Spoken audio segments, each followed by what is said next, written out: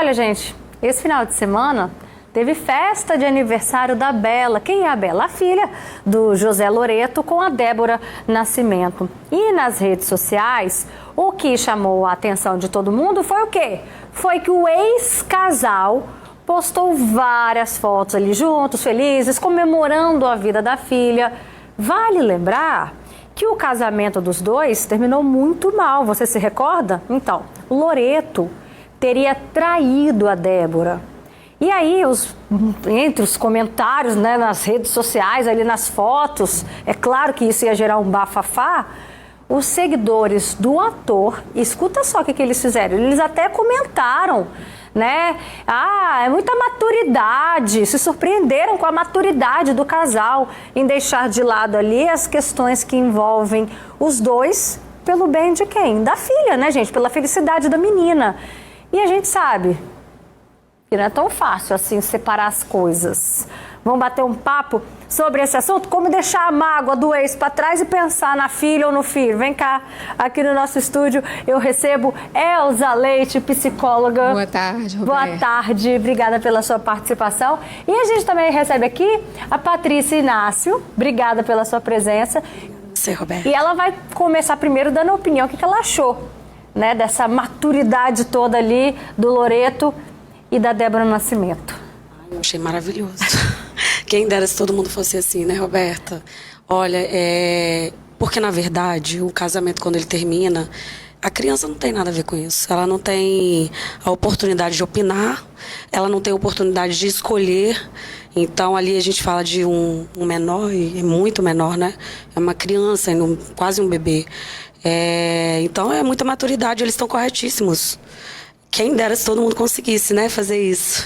Na vida real, você que passou por isso, por que é difícil chegar a essa maturidade?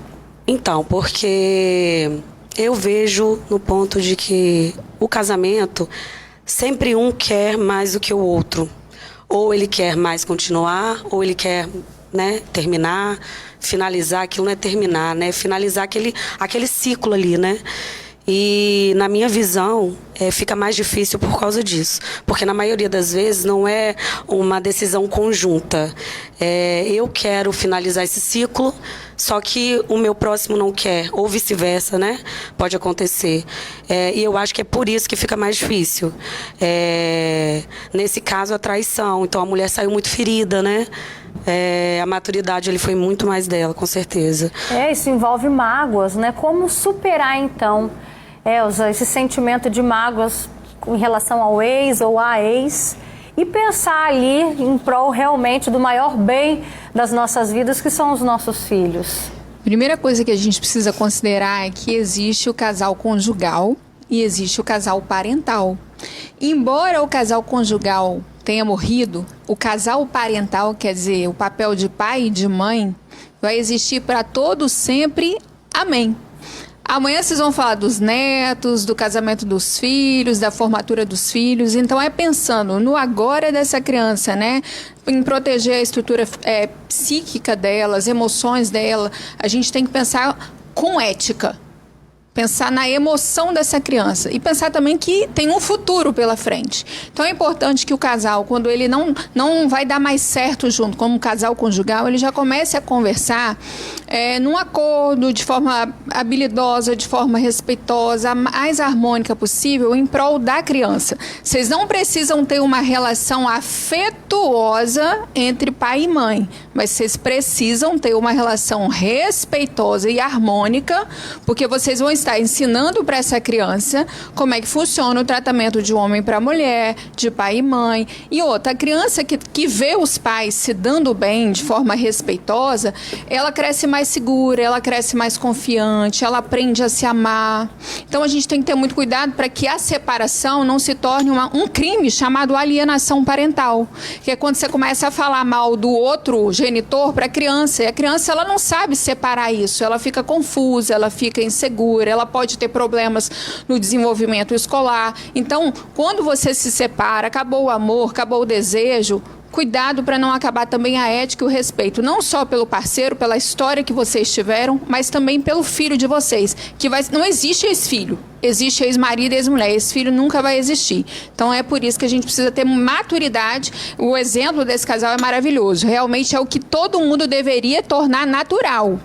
Pena que às vezes a gente deixa as nossas feridas, as nossas diferenças, às vezes o casamento acaba por uma questão grave, delicada, né? Teve traição, às vezes teve violência de várias formas, violência psicológica, violência física, e por aquele período a nossa ferida acaba sendo projetada no filho e a criança não sabe distinguir. Então, problemas de adultos precisam ser resolvidos entre adultos, e a gente precisa deixar a nossa criança, os nossos filhos, isento disso, protegido disso. Então, se você está ferido, procura conversar, procura fazer uma terapia, procura ressignificar, mas não mistura, não coloca os seus filhos, que são crianças ainda, estão em processo de desenvolvimento no meio disso, porque isso viola a criança, isso fere a identidade dela e os resultados a longo prazo não são nada bons. Patrícia, seu filho, por exemplo, já teve um momento como esse? Bom, ainda não. Esse término do meu relacionamento foi bem recente. Nós não tivemos esse momento ainda de festividade, ou na escola, ou até mesmo aniversário, a gente não teve ainda. Mas a convivência está um pouco difícil para chegar naquela base de vamos resolver tudo aqui. É seu filho, né? Eu sou a mãe, você é o pai, e nada pode mudar isso, né? Como ela falou. Tá um pouco complicado ainda. A gente está tentando, eu principalmente tenho tentado muito, porque tem que ter um respeito, porque é para sempre. É uma relação eterna, é algo ali que nos une eternamente, que é o nosso filho, né? Nós estamos tentando, isso eu pelo menos estou. Não acontece assim tão rápido da noite para o dia, né? Igual o caso da Débora e do Loreto, por exemplo, isso também demorou a acontecer, né? Sim, a gente precisa dar tempo para a gente mesmo, para trabalhar todo o luto, todo o processo de dor, esfriar, né, o calor das emoções. Às vezes a gente está num cabo de guerra, né? E um puxa de cá, outro puxa de lá, as mãos estão feridas, a gente está esgotado, está cansado e ninguém está ganhando. Todo mundo está perdendo, inclusive a criança. Então tem hora que a gente tem que soltar o cabo de guerra, né?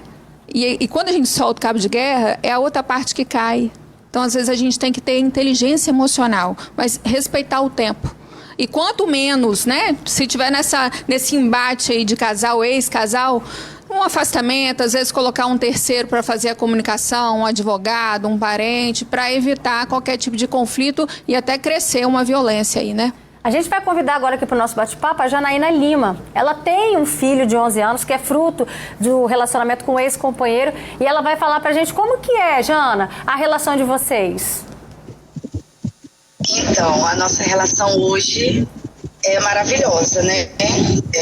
A gente se dá bem, tudo que é em prol do nosso filho se torna fácil, mas também no começo também não foi fácil, foi difícil.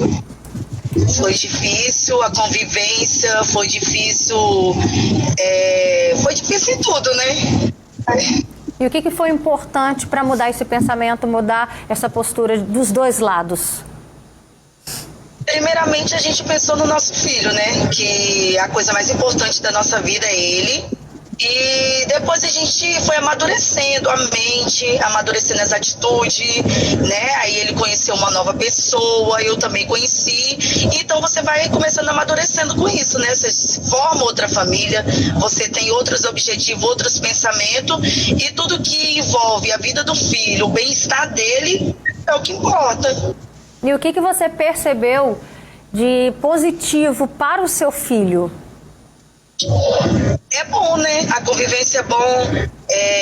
O filho também, quando está perto, aniversário, datas comemorativas, ele vê a família dele toda reunida, isso é bom para ele. Entendeu? Ele vê a avó, ele vê o avô, ele vê a mãe, né? Ou até mesmo o padrasto se dando bem com o pai, isso é bom para ele, para o crescimento, para a educação também, até para o jeito de agir dentro de casa, né? A postura.